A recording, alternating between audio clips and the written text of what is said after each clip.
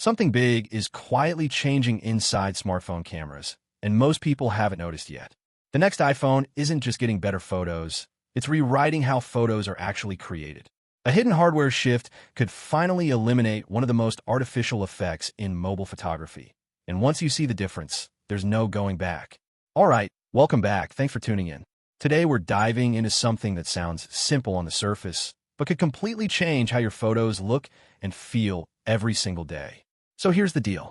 For years, smartphones, including those from Apple, have been faking one specific effect that photographers instantly recognize: background blur. Portrait mode has looked impressive at times, but if you've ever zoomed in, you've probably seen the flaws.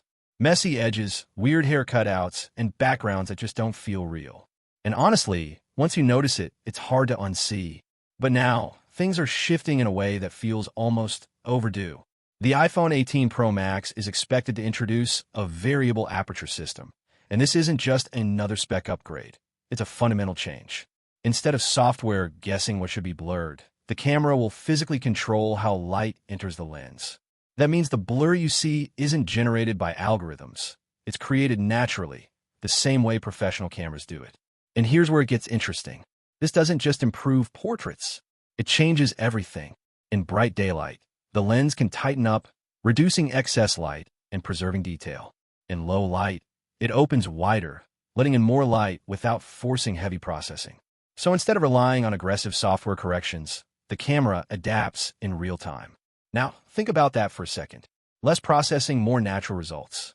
That's a completely different philosophy compared to what we've seen over the past few years. But that's only part of the story. Zoom photography, something most people struggle with, might finally get the upgrade it deserves. Traditionally, zooming in at night has been a mess. Dark images, heavy noise, and soft details. You take the shot, check it, and instantly regret it. But leaks suggest a larger aperture on the telephoto lens, which means more light hitting the sensor even when you're zoomed in. And that could quietly fix one of the most frustrating real-world problems. Concert shots, city skylines, distant subjects at night, all of these suddenly become usable. Not perfect, but dramatically better. It's the kind of upgrade you don't think about until you actually need it, and then it changes everything. Now here's a twist that most people didn't expect. Behind the scenes, Apple is reportedly shifting some ultra-wide camera sensors from Sony to Samsung. And while that might sound like a small supplier change, it could have a noticeable impact. Ultra-wide shots often suffer from distortion and inconsistent colors, especially around the edges. But newer sensors could improve color accuracy and reduce that stretched look, making landscapes and group shots feel more natural. And if you've ever taken an ultra-wide photo at night, you already know how quickly quality drops. That's another area where improvements are expected: brighter images, better detail, and less noise overall. But here's the catch, and this is where things get a bit strategic. All of these upgrades are expected to stay locked to the Pro models. That means the standard versions will likely miss out.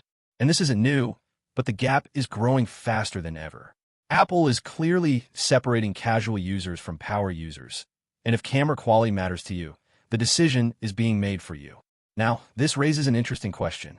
Are these upgrades just about better specs, or is something bigger happening? Because when you step back and look at it, this isn't about adding flashy features. It's about fixing long-standing problems. Fake blur, weak zoom, inconsistent low-light performance. These are real issues people deal with every day. And instead of masking them with software, Apple seems to be addressing them at the hardware level. That's a big shift. It's also a hint at where smartphone photography is heading. Less artificial enhancement, more physical accuracy. Less guessing, more control.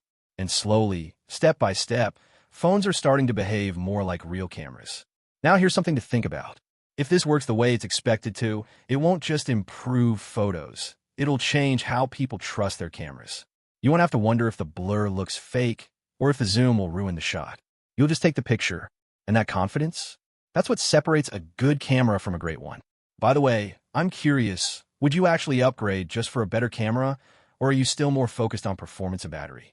Drop your thoughts in the comments. I read a lot of them, and it helps shape what we cover next. Because the reality is, we're entering a phase where smartphone upgrades aren't just incremental anymore. They're becoming more intentional, more focused, and honestly, more interesting. If these leaks turn out to be true, the iPhone 18 Pro Max might not just be another yearly update. It could be the moment smartphone photography starts feeling real. And once that happens, there's no going back.